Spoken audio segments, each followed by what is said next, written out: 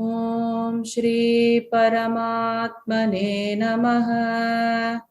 अथ सप्तमोऽध्यायः ज्ञानविज्ञानयोगः। Now shloka number 6. एतद्योनीनि भूतानि सर्वाणीत्युपधारय अहं कृत्स्नस्य जगतः प्रभवः प्रलयस्तथा. So now he is giving more information about him. Usually Ishvara is presented as three. The Shrishti Karana, the cause of the creation that we saw. He said that I am the cause of the creation, I am the intelligent cause, I am the material cause, like that he said. And in this shloka he is saying Etad yonini bhutani. So there are two. Yoni means womb. There are two sources, and this para and apara.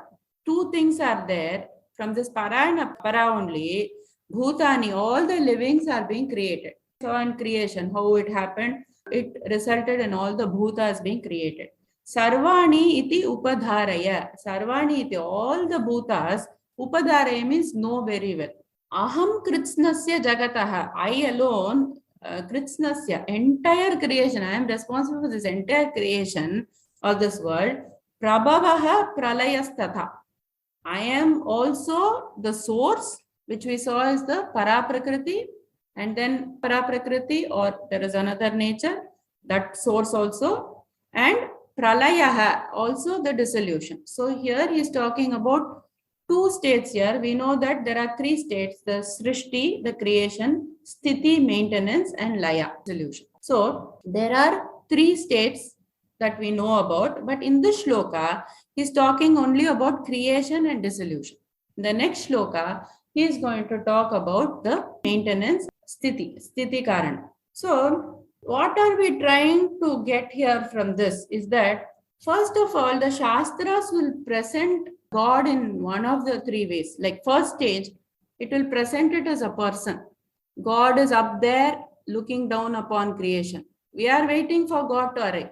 Like that will be presented because that is more relatable to us. So first will be presented as a person. Then God will be presented as a universe. Oh, we don't have to wait for God to arrive anymore. He is here. He is in everything that we see. That will be presented. So now we are in the second stage where we see everything as God. That is a more mature way of looking at God, rather than keeping one person separate. Oh, he is looking at us and he is doing some things. He is separate from me, like that. Second is everything in the universe is him. Second mature level of how it will be presented. And the third is to say that as Nirguna Brahman, which is the basis of everything. So whatever you saw in this universe, actually there is only one, which is this Nirguna Brahman. That is the source of all this. But people cannot directly get into the Nirguna Brahman because the level of maturity is not there. Suddenly, if you say there's something called Nirguna Brahman, it doesn't have shape, form, go and meditate upon it, nobody can do it. So we have to look at it in stages, and Krishna is giving us the steps. So what he said here is that I am the Srishti Karanam and also the Laya Karanam, cause for creation and the cause for the dissolution. So the general translation becomes, know that all living beings are manifested by these two sources of mind, which means the para and the apara prakriti. I am the source of this entire creation, and into me again it dissolves. Dissolves meaning what? What is Laya? A little bit we will understand that also. What did we say? The energy can neither be created nor destroyed. So now put para prakriti on one side. We are talking about apara prakriti. What is happening in apara prakriti?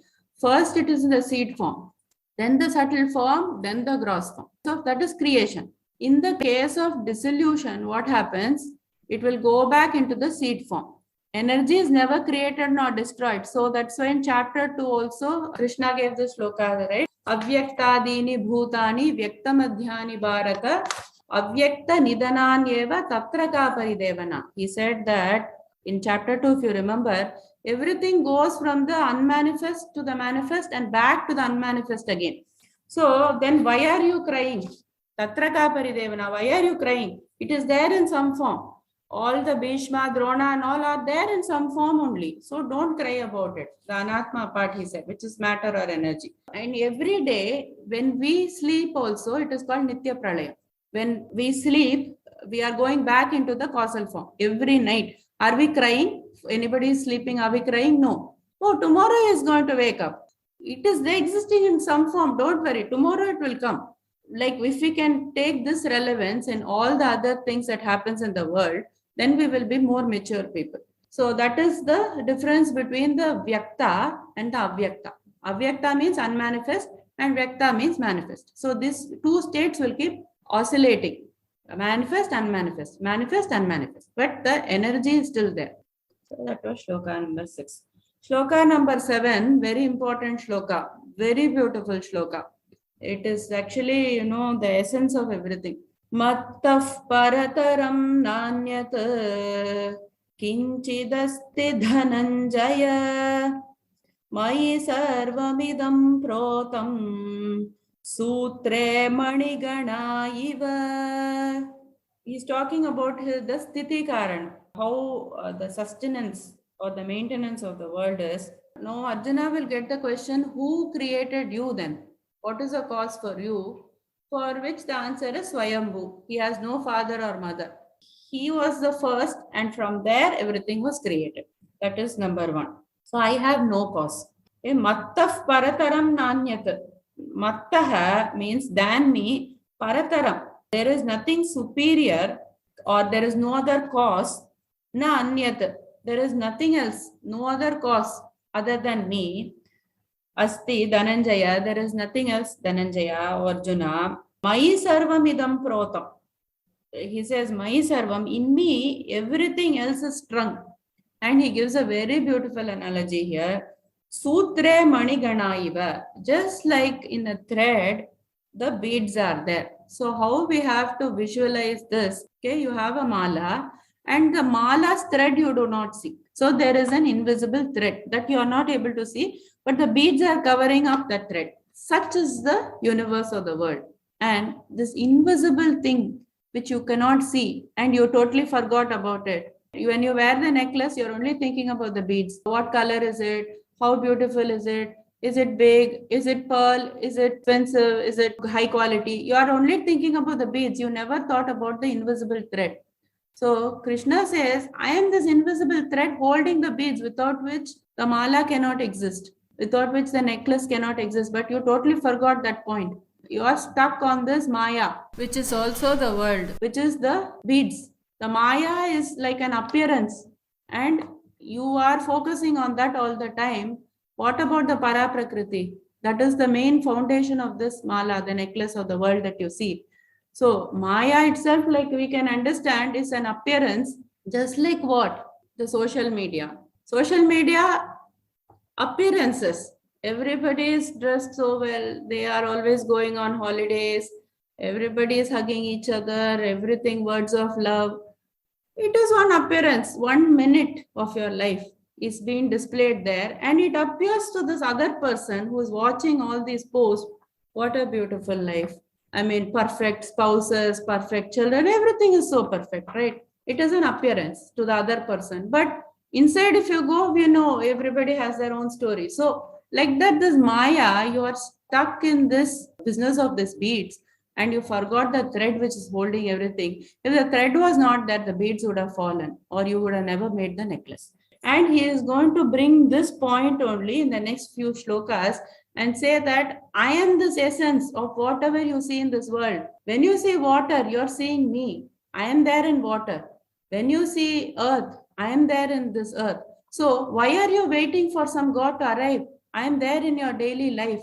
So every day, when you see these things, know that you're seeing me, you're interacting with me. Like that, Krishna is going to describe himself. That is called the Vibhuti. So we will go through some definitions for Ishvara.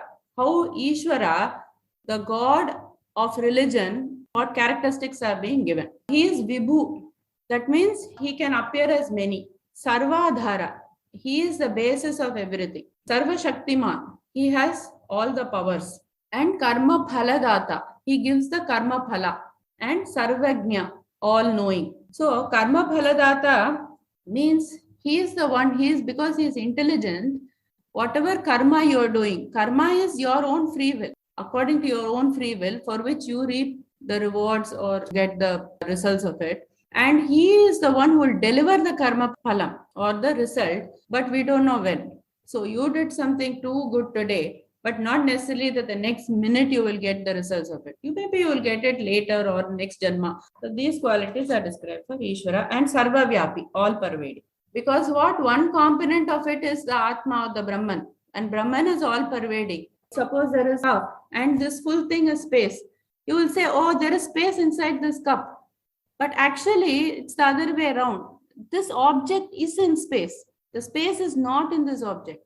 It is all pervading, and we are thinking that something is inside something, which is not true. The general translation is, there is nothing higher than myself, O Arjuna. Everything rests in me as beads are strung on a thread. Shloka number 8. He is going to talk about the Ishvara Darshanam of the Drishti. Why he wants to talk about that is because he wants us to connect with God in everything we do in life and everything we see in life. So he says here, Shloka number 8, Rasohamapsu kaunteya prabhasmi shashi suryayoh pranava sarva vedeshu shabdah ke paurusham drushu.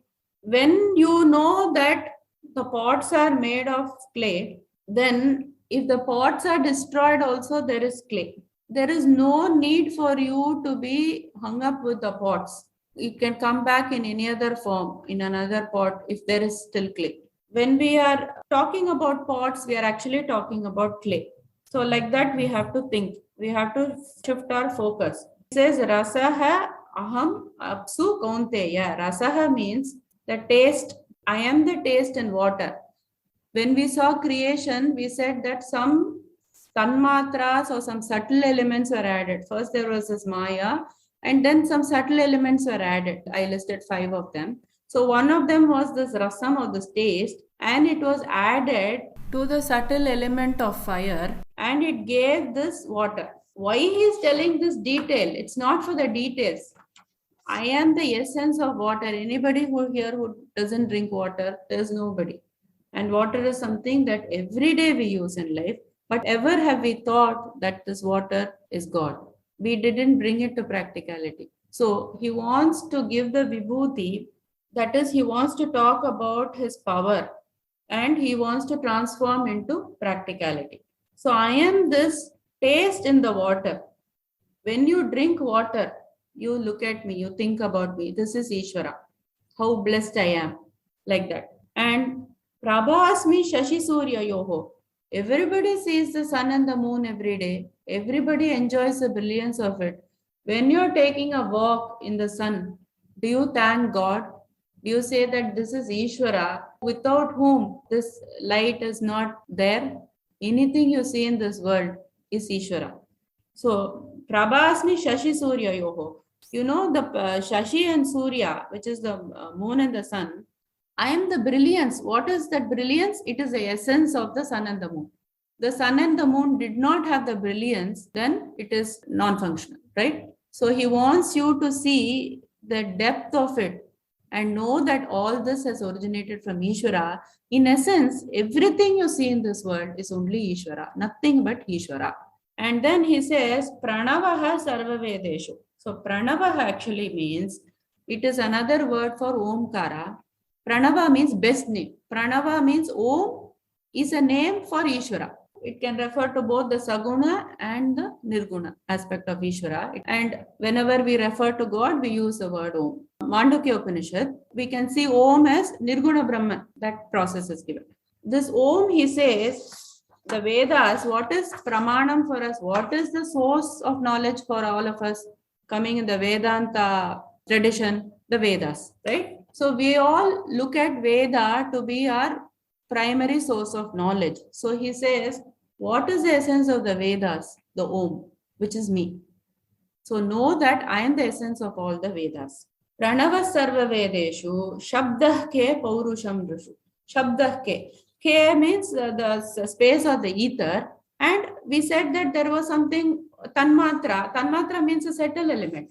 That was added, which was Shabda. Akasha was created when the subtle element or tanmatra of sound, Shabdam, was added to Maya, and it became the subtle Akasha or the ether. So he says, what is the essence of this Akasha? It is the Shabdam of the sound. And this Shabdam is nothing but me. That is to say, I am the essence of everything that was created. So in that way, enjoy everything as a manifestation of Ishvara. He said previous chapter, I am never lost to him, he is never lost to me. First step is to give particular time and place for Ishvara. That is the first step. But from the first step of keeping him locked in a room, giving him 5 minutes of the day, it must progress to minute interaction with Ishvara. Shabda ke paurusham drishu.